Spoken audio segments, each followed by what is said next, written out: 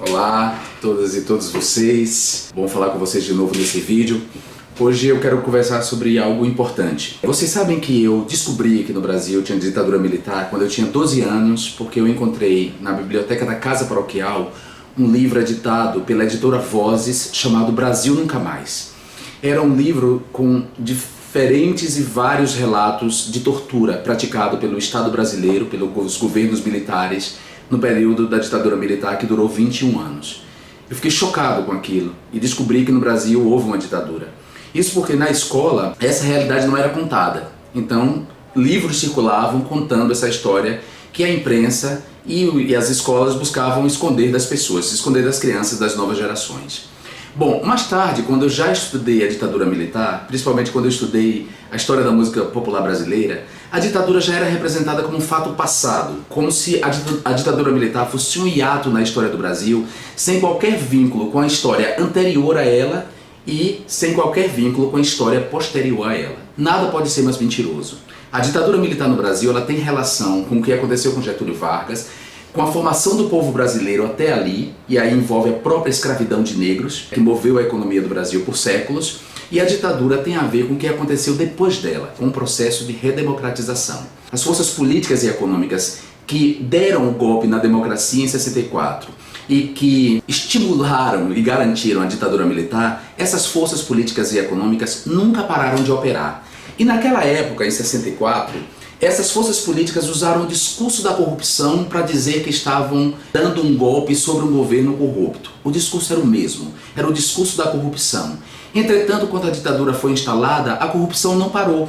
Muito pelo contrário, a corrupção começou a agraçar sem qualquer controle, porque os sindicalistas não podiam denunciar, por exemplo, corrupção e deformação das leis do trabalho ou supressão de direitos de trabalhadores, porque não se podia fazer greve, porque os sindicalistas eram presos, torturados e caçados nas ruas como se fossem animais. Políticos de oposição que criticassem e denunciassem a ditaduras eram caçados, agora com 2 S's. Tinham seus mandatos cassados e tinham que ser exilados.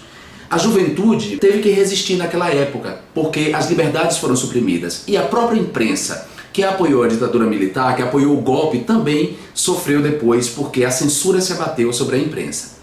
Essas forças políticas e econômicas, que a gente pode chamar genericamente de elite política e econômica, as pessoas que têm o dinheiro, que a gente chama de plutocratas, as pessoas que acham que o dinheiro resolve tudo na vida e que querem enriquecer cada vez mais, essas mesmas forças políticas agora querem dar um novo golpe na democracia.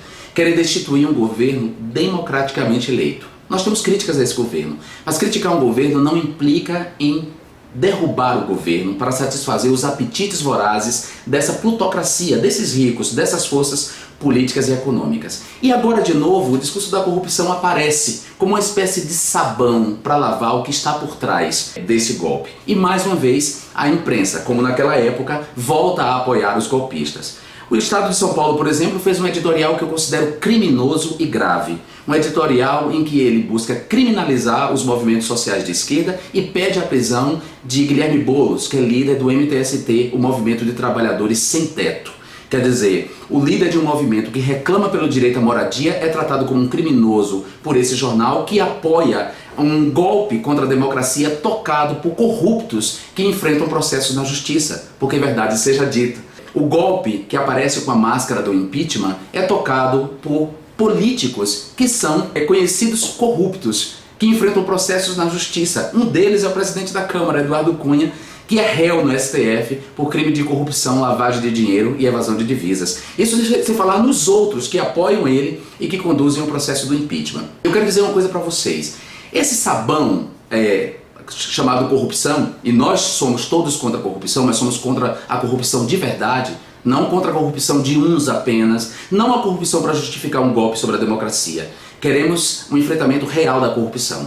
Esse sabão da corrupção serve para lavar os discursos racistas, os discursos sexistas, os discursos homofóbicos. Sim, porque essa gente que deu o golpe em 1964 e garantiu 21 anos de ditadura militar, eles odiavam os gays, eles odiavam os negros, eles odiavam as mulheres feministas, as mulheres que reclamavam por direitos, eles não gostavam dos índios e todas essas minorias sociais, Todas essas minorias étnicas, essas minorias religiosas, como o povo de santo e minorias sexuais, foram perseguidas durante a ditadura militar. É importante que se diga isso.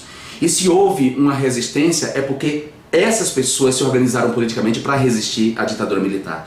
Então eu quero dizer uma coisa para vocês, vamos resistir a esse golpe. As condições hoje são outras, agora nós temos a internet, nós temos canais internacionais, nós podemos nos articular com instâncias internacionais, nós podemos resistir ao golpe. Por isso eu quero chamar vocês para irem para as ruas dia 31. Eu estarei nas ruas defendendo a democracia, defendendo o direito de ser oposição ao governo Dilma. Porque eu quero ser oposição ao governo Dilma, mas eu tenho que reconhecer que ela foi democraticamente eleita e que só podemos tirá-la em 2018, quando houver novas eleições. Não podemos jogar o país na mão de plutocratas, de corruptos que estão conduzindo esse processo de impeachment, que mascara, na verdade, um golpe.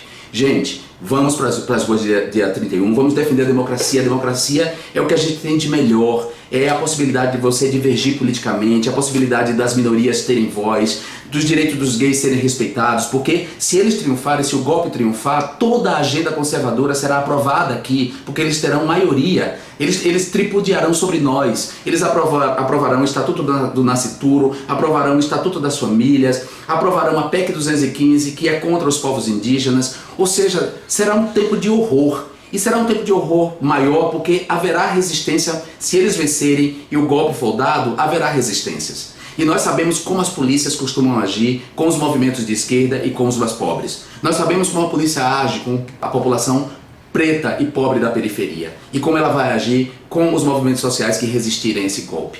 Então não vamos deixar que isso aconteça de novo no nosso país. Não vamos fazer como diz a letra de Chico Buarque em Vai Passar, quando ele diz: dormia a nossa pátria mãe tão distraída, sem perceber que era subtraída em tenebrosas transações. Seus filhos erravam cegos pelo continente, levavam pedras feito penitentes, erguendo estranhas catedrais. Não vamos erguer essas estranhas catedrais, vamos despertar desse sono distraído. Nossa pátria está sendo subtraída. Amanhã há de ser outro dia. Amanhã vai ser outro dia. Dia 31, todo mundo nas ruas, todos nós nas ruas, defendendo a democracia. Somos todos contra a corrupção. Queremos que a corrupção seja combatida sistemicamente. Queremos erradicar a corrupção do Brasil. Mas queremos a democracia de pé. E queremos todos os corruptos na cadeia. Não só aqueles corruptos, entre aspas, que a mídia aponta como tal e para os quais pouco apresenta provas. Então vamos todos